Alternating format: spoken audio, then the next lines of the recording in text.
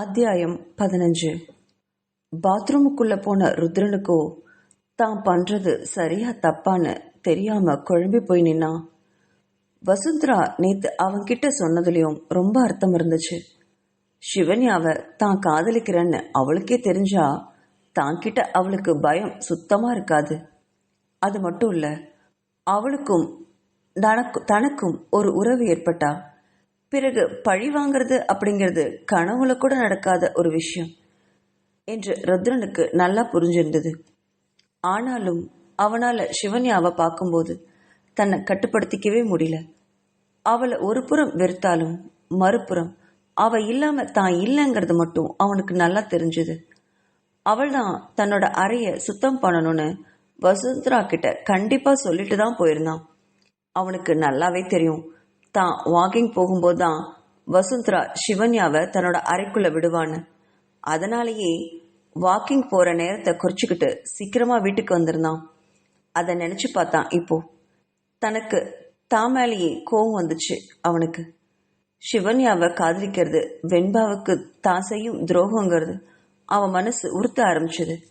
கைகளை இறுக மூடி பாத்ரூம் சுவற்றில் தன்னைத்தானே நொந்துக்கிட்டு கைகளை குத்திக்கிட்டான்.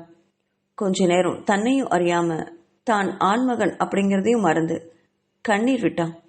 பிறகு ஒரு நெடிய பெருமூச்சோட குளிச்சுட்டு அடுத்த வேலையை கவனிக்க ஆரம்பிச்சான் ருத்ரன். இன்னைக்கு டாக்டர் செக்அப் பண்றதுக்கு வெண்பா பார்க்க வர்றதா சொல்லியிருந்தாரு. அதனால சீக்கிரமா தன்னை தயார் பண்ணிட்டு மருத்துவர் ஜானகிராமனுக்காக காத்துட்டு இருந்தான். அவர்தான் வெண்பாவுக்கு 2 வருஷமா ட்ரீட்மெண்ட் பண்ணிட்டு இருக்காரு. ஜானகிராமன் வந்த உடனே எப்பவும் போல வெண்பாவோட அறைக்குள்ள அவரை அழைச்சிட்டு போனான். மருத்துவர் வரும்பொழுது ஹால்ல மாப் போட்டுட்டு இருந்தா சிவன்யா. மருத்துவரை பார்த்தா. அவரும் அவளை பார்த்தபடியே தான் போனாரு. வெண்பாவை செக்அப் பண்ணிட்டு ஏதாவது இன்னைக்கு சொல்ல போறாருன்னு நினைச்சா சிவன்யா. வெண்பாவுக்கு சீக்கிரமா குணமாகணும்னு மனசார வேண்டிக்கிட்டு மருத்துவரும் ருத்ரனும் வசுந்தராவும் வெண்பாவோட அறைக்குள்ள போறத கீழே இருந்து ஏக்கமா பார்த்துக்கிட்டே நின்றுட்டு இருந்தா. அவளுக்கு இப்போ வெண்பாவை தான் பார்க்கணும் போல தோணுச்சு. ஆனா யாரும் அவளை உள்ள விட மாட்டாங்களே அப்படின்னு நினைச்சவ கண்கள் கலங்க புடவை முந்தானையில அதை எடுத்து தொடச்சபடி ஹாலை கிளீன் பண்ண ஆரம்பிச்சா சிவன்யா. வெண்பாவை பரிசோதிச்சுட்டு வெளியே வந்த மருத்துவர் ருத்ரன் கிட்ட வந்தாரு. அவர் வெளியே வரும்போதே தன் தங்கையோட நிலை இப்போ என்னங்கிறது அவர் முகத்திலேயே நல்லா தெரிஞ்சது ருத்ரனுக்கு. எந்த மாற்றமும் இல்லை அப்படிங்கிற மாதிரி அவர் உதடு பிதுக்கி ருத்ரன் கிட்ட சொன்னாரு. ருத்ரனுடைய முகம் இறுகி போச்சு. அவன் தோள்களை தொட்டவர் வசுந்தராவை பார்த்தாரு. அம்மா, நீ கொஞ்சம் எனக்கு சுடுதண்ணி குடிக்க கொஞ்சம் கொஞ்சம் எடுத்துட்டு வரையாமா? வயசாயிடுச்சு, தொண்டை ரொம்ப வலிக்குதுமா என்றவரை தொடர்ந்து இதோ கொண்டு வரேன் சார் என்று நகர்ந்து போனா வசுந்தரா. பிறகு ருத்ரனை பார்த்து, ருத்ரா, நான் சொல்றேன்னு தப்பா எடுத்துக்காத. எனக்கு என்னமோ இங்க வெண்பாவுக்கு சரியான ட்ரீட்மெண்ட் கொடுக்க முடியாதோன்னு தோணுது. கொஞ்ச நாளைக்கு ஹாஸ்பிட்டல்ல நீ வச்சுதான் பாரு என்றார். அதை கேட்ட ருத்ரன், கிட்டத்தட்ட 1.5 வருஷமா அவ ஹாஸ்பிட்டல்ல தானே டாக்டர் இருந்தா, அவகிட்ட எந்த மாற்றமும் அப்பவும் இல்லையே. அப்படின்னால தானே இங்க நான் வீட்டுக்கு கூட்டிட்டு வந்து என்னோட பாதுகாப்புலயே வச்சிருக்கேன். மறுபடியும் ஹாஸ்பிட்டல் வேண்டாம் டாக்டர் என்றான். அதை கேட்டு பெருமூச்சு விட்ட ஜானகிராமன் சரிதான் என்றபடி அமைதியா இருக்க டாக்டரை பார்த்த ருத்ரன், டாக்டர், உண்மையை சொல்லுங்க, வெண்பா பழையபடி ஆவாளா ஆக மாட்டாளா என்று தன்னோட உயிரையே கையில பிடிச்சபடி கண்கள்ல நீரோட மருத்துவரை பார்த்து கேட்டான். நான் வெறும் டாக்டர் மட்டும்தான் ருத்ரன், கடவுள் கிடையாதே. உங்க தங்கச்சி 3வது மாடியிலிருந்து கீழே விழுந்திருக்காங்க. எனக்கு தெரிஞ்சு அவங்க உயிரோட இருக்கிறதே பெரிய விஷயம். அவங்களுடைய முதுகெலும்பு மட்டும் பாதிக்கப்படல, சுயநனமும் இப்போ இல்லை.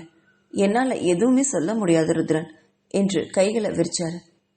பிறகு ஏதோ தோன்றியவராக, எனக்கு தெரிஞ்சு ஃபாரின்ல ஒரு டாக்டர் இருக்காரு, நம்ம ஒரு தடவை அவரை வர வச்சு செக் பண்ணிடலாமா என்று கேட்டார். அதை கேட்ட ருத்ரனுக்கு கண்கள் பளிச்சிட்டது. சரி டாக்டர், எவ்வளோ செலவானாலும் பரவாயில்ல, அவரை இங்கே வர சொல்லுங்க என்றான். இல்லை ருத்ரன், இங்கே ஒரு மெடிக்கல் கான்ஃபரன்ஸ் இருக்கு, எப்படியும் அடுத்த வாரம் அவர் இங்கே வருவார். அவர் வந்ததுக்கப்புறம் நான் வேணா அவரை பேசி கன்வின்ஸ் பண்ணி ரிக்வஸ்ட் பண்ணி இங்கே கூட்டிகிட்டு வரேன். அவர் வர மறுத்தா மட்டும் நீங்கள் வந்து பேசினா போதும் என்றார். ஆ ஆமாம் ருத்ரன், நான் கீழே ஒரு பொண்ணு வீடு க்ளீன் பண்ணிட்டு இருந்துச்சுல, அந்த பொண்ணு யாரு? நான் அந்த பொண்ணை இந்த வீட்டில் பார்த்ததே இல்லையே என்று கேட்டார். அவர் கேள்வியில் மௌனமான ருத்ரன் எதுவும் பேசாம தலை குனிஞ்சான். உங்களுக்கு சொல்ல இஷ்டம் இல்லாட்டி பரவாயில்ல ருத்ரன் என்றவரை தொடர்ந்து, அதெல்லாம் இல்லை டாக்டர், அந்த பொண்ணு பேரு சிவன்யா, வெண்பாவோட நெருங்கிய தோழி. வசுந்தரா மாதிரியே தான் இவளும். அவளை என்னோட மனைவி ஆக்கணும்னு வெண்பாவுக்கு ரொம்ப ஆசை.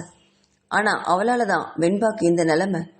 ஆனாலும் வெண்பாவோட ஆசைக்காக அவளை கல்யாணம் பண்ணிட்டு வந்து வீட்டில் வச்சிருக்கேன் என்றான் வெறுத்த குரலில். அதை கேட்ட மருத்துவருக்கு பளிச்சுன்னு ஒரு யோசனை வந்துச்சு. ருத்ரன், வசுந்தராவை நான் இங்கே வர சொல்லி அவங்கள இங்கே தங்க சொன்னதுக்கு காரணமே வெண்பாவோட தோழி அடிக்கடி வெண்பா கிட்ட வசுந்தரா பேசினா பழக்கப்பட்ட குரல்ல எப்பவாவது ஒரு வினாடியாவது அவங்க காதுல அந்த குரல் பதியுமேனு தான். அதனால தான் நான் உங்களையுமே தினமும் பேச சொல்லியிருக்கேன். இவ்வளோ நாளும் வசுந்தரா பேசினாங்க, ஒரு முன்னேற்றமும் இல்லை. நம்ம வேணும்னா கீழே பார்த்த அந்த பொண்ணை சிவன்யாவை கொஞ்ச நாளைக்கு வெண்பா கிட்ட பேச வைக்கலாமா என்று கேட்டார். அந்த கேள்வியில திடுக்கிட்டு போனான் ருத்ரன். என்னது, சிவன்யாவையா? இவளை இந்த ரூமுக்கே வரக்கூடாதுன்னு சொல்லியிருக்கேன் டாக்டர். அவளால தான் என் தங்கச்சி இந்த நிலைமைக்கே ஆளானா. அவளை வெண்பா பக்கத்தில் வைக்கிறதா? வேண்டாம் என்று முகத்தில் கடுமையேற பற்களை கடிச்சுப்படி சொன்னான் ருத்ரன். அதை கேட்ட மருத்துவர், இங்கே பாரு ருத்ரன், கண்ணால் பார்க்கறதும் போய் காதால் கேட்கறதும் போய் தீர விசாரிக்கிறதே மேலுன்னு பெரியவங்க சொல்லுவாங்க. அன்னைக்கு என்ன நடந்துச்சுன்னு உங்களுக்கும் தெரியாது, எனக்கும் தெரியாது. அப்படி இருக்கிற பட்சத்தில் அதை வெண்பா மட்டும்தான் சொல்ல முடியும். அப்படி இருக்கும்போது நாம ஏன் ஒரு முயற்சியா சிவன்யாவை வெண்பா பக்கத்தில் விடக்கூடாது? இன்னும் சொல்ல போனா நீங்க தான் சொல்றீங்க வெண்பாவோட நிலைமைக்கு சிவன்யா காரணம்னு. ஒருவேளை அந்த பகை உணர்ச்சி வெண்பா மனசுலையும் இருக்கலாம் இல்லையா? தான் அண்ணன் தனக்காக என்னை கஷ்டப்படுத்தின அந்த பொண்ணையே வீட்டுக்கு கூட்டிட்டு வந்திருக்காருன்னு வெண்பா மனசுல தோணலாம் இல்லையா? சிவன்யாவோட குரலை கேட்டு ஒருவேளை அவளுடைய உடல்நிலையில முன்னேற்றம் வந்தா நமக்கு அது ரொம்ப நல்லது தானே என்று கேட்டார். டாக்டர் சொல்றத தீவிரமா யோசிச்சுட்டு இருந்தான் ருத்ரன். அதே சமயம் டாக்டர் கேட்டது போல சுடுதண்ணீரை கொண்டு வந்து அந்த வசுந்தராவோட காதலையும் மருத்துவர் சொன்னது விழுந்துச்சு. அதை கேட்டவளுக்கு ஒரு வினாடி தலையே சுத்துறது மாதிரி இருந்தது. என்னது, வெண்பா பக்கத்துல சிவன்யாவா? அவ்வளவுதான், நம்ம போட்ட திட்டமெல்லாம் சுத்தமா நாசமா போயிடும் என்று மனசில் நினைச்சவ டம்ளரை எடுத்துக்கிட்டு வேக வேகமா அவங்க இருக்கிற இடத்துக்கு வந்தா. டாக்டர், நீங்க பேசுறதெல்லாம் கேட்டேன். நீங்க பேசுறது உங்களுக்கே சரியா படுதா? சிவன்யாவை வெண்பா பக்கத்துல விட்டா ஒருவேளை வெண்பாவை அவ கொன்னாலும் கொன்னுடுவா. வெண்பா உயிரோட இருக்கும்போதே இந்த நிலைமைக்கு ஆளாக்கினவ அவ. இப்படி படுத்த படுக்கை ஆனதுக்கு அப்புறம் சிவன்யாவை அவ பக்கத்துல விடணும்னு சொல்றீங்களே, நம்ம இல்லாதப்போ வெண்பாவை அவ ஏதாவது பண்ணிட்டான்னா நம்மளுக்கு எப்படி தெரியும்? வெண்பாவை சுத்தமா இழந்துட்டு நிற்போம் என்றால் அவசரமாக. அதை கேட்ட மருத்துவர் தன்னோட நெற்றியை தேய்ச்சிக்கிட்டாரு. நீ சொல்றதும் ஒரு விதத்துல சரிதான் வசுந்தரா என்ற மருத்துவர் ருத்ரனை திரும்பி பார்த்தாரு. சரி ருத்ரன், அடுத்த வாரம் அந்த டாக்டர் வந்துடுவாரு. அவர் என்ன சொல்றாருன்னு கேட்டதுக்கு அப்புறம் வேணா நம்ம ஒரு முடிவு பண்ணலாம் என்றவர் விடை பெற்று கிளம்பி சென்றார். மருத்துவர் போனதும் இறுகிய முகத்தோட மீண்டும் வெண்பாவோட அறைக்குள்ள போனான் ருத்ரன். கொஞ்ச நேரம் அவகிட்ட எப்பவும் போல பேசிட்டு அதே இறுகிய முகத்தோட அலுவலகத்திற்கு கிளம்பினான். கீழே வந்த வசுந்தரா கிட்ட சிவன்யா மனசு தாங்க முடியாம, வசு, வெண்பா இப்போ எப்படி இருக்கா? டாக்டர் ஏதாவது முன்னேற்றம் தெரியுதான்னு சொன்னாரா என்று ஆதங்கம் பொங்க ஆவலோட கேட்டா. அவளை பார்த்து மறைச்ச வசுந்தரா, இதை பத்தி உனக்கு என்ன கவலை? உன் வேலையை மட்டும் பாரு, தேவையில்லாத விஷயங்களெல்லாம் தலையிடாத என்று கடுகடுன்னு சொல்லிட்டு அவளோட அறைக்கு போனா வசுந்தரா. அவளை எதிர்பார்க்காத ஒன்று மருத்துவர் சிவன்யாவை வெண்பா பக்கத்துல விட சொன்னதுதான். அதை கேட்டு அரண்டே போனா வசுந்தரா. நல்ல வேலை, எப்படியோ சொல்லி சமாளிச்சோம் என்று அறைக்குள் வந்தவள் தன்னை வெகுவாக சமாதானப்படுத்தி கொண்டா. தன்னோட அலுவலகத்திற்கு கொஞ்சம் தாமதமாகவே போன ருத்ரனை பார்க்க வினித் அப்படிங்கிற ஒரு இளைஞன் வரவேற்பறையிலேயே அவனுக்காக காத்துட்டு இருந்ததை ருத்ரன் கவனிச்சான்.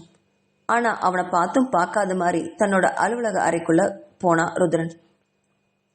அவன் பின்னாடியே வந்த ரிசப்ஷனிஸ்ட் பொண்ணு, சார், உங்களை பார்க்க எப்பவும் போல அந்த வினித்து வந்திருக்காரு என்று தயங்கியபடி சொன்னான். அவளை கடுமையா மறைச்ச ருத்ரன், நான் உங்களுக்கு பல முறை சொல்லியிருக்கேன் நிஷா, அவன் வந்தா என்னை பார்க்க விடக்கூடாதுன்னு. மறுபடியும் அவனை நம்ம வரவேற்பறையிலேயே உட்கார வச்சு என்னை கோவப்படுத்துறீங்க என்று காட்டு கத்தலாக கத்தினான். தன்னோட முதலாளியோட கோபக்குரல்ல பயந்தே போனா நிஷா. இல்லை சார், இல்லை, அவர் பாவம். கிட்டத்தட்ட 1.5 வருஷமா உங்க பார்க்க வாரம் ஒரு முறைக்கு தவறாம வராரு. நீங்க அவரை ஒரே ஒரு தடவை பாருங்களேன். நீங்க அவரை பார்க்க விட்டதே இல்லை சார். வாரம் தவறாம இந்த நாள்ல அவர் வந்து உட்கார்ந்துருவாரு. எனக்கு அவரை பார்க்கவே ரொம்ப பாவமா இருக்கு என்று தயங்கியபடி சொன்னான். பாவம் பார்த்தா இந்த வேலையை நீங்க விட்டுட்டு கிளம்புங்க, நான் வேற யாரையாவது வேலைக்கு வச்சுக்கிறேன் என்று எரிஞ்சு விழுந்தான் ருத்ரன். ஐயோ இல்லை சார், வேண்டாம், நான் அவர்கிட்டயே நீங்க பார்க்க முடியாதுன்னு சொல்லி அனுப்பிடுறேன் என்று கூறியபடி வெளியே போனா நிஷா. தன்னோட அலுவலக அறையிலிருந்து கண்ணாடி ஜன்னல் வழியா அந்த வினித்தை பார்த்தான் ருத்ரன். அவனை பார்க்க பாவமாக தான் இருந்தது. ஆனா இவனும் சிவன்யாவும் சேர்ந்தல்லவா தன்னோட தங்கையோட நிலைமைக்கு இப்படி ஆளாக்கி வச்சிருக்காங்க என்று மனசுல கொதிச்சு போய் நினைச்சவன் தன்னோட கை முஷ்டிகள் இருக பக்கத்துல இருக்கிற சுவற்றில் தன் கைகளை மறுபடியும் குத்திக்கிட்டான். இவங்களை கொல்ல துடிக்கும் ருத்ரன் கொல்ல முடியாம தன் தங்கைக்காக பல்ல கடிச்சிட்டு அமைதியா இருக்கான். ஆனா அவர்கள் வாழ்க்கையில மறக்கவே முடியாத அளவுக்கு இவங்க 2 பேரையும் பழி வாங்குவேன்னு மனசுல வெறியோட சபதம் போட்டிருந்தான் ருத்ரன். அவன் சொன்னது மாதிரியே வினித்தோட வாழ்க்கையும் அவன் பழி வாங்கியிருந்தான். அவனுக்கு இப்ப வர வேலை கிடைக்கல. ஃபாரின்ல வேலை கிடைச்சதையும் அவன் தடுத்து நிறுத்திட்டான். எங்க அவன் வேலை தேட போனாலும் ருத்ரனோட செல்வாக்கால அதை அவனுக்கு கிடைக்க விடாம பண்ணிடுவான். அவனுடைய குடும்பம் ஏழ்மையானது. 2 தங்கைகள் அவனுக்கு. வினித்துக்கு வேலை இல்லாம இப்போ அவனுடைய தங்கைகள் தான் குடும்ப பொறுப்பை ஏத்துக்கிட்டு வேலைக்கு போறாங்க. அதை பார்க்குற வினித்துக்கு செத்து போயிடலாம் போல கூட தோணும். இதுக்கெல்லாம் காரணம் ருத்ரன் தான் அப்படிங்கிறது அவனுக்கு நல்லா தெரியும். அதனாலதான் வாரம் ஒரு தடவை ருத்ரனை பார்த்து நடந்ததை சொல்லிடணும்னு கிட்டத்தட்ட 1.5 வருஷமா முயற்சி பண்ணிட்டு இருக்கான். ஆனா ஒரு நாள் கூட ருத்ரன் தன்னை பார்க்க விட்டதே இல்லை.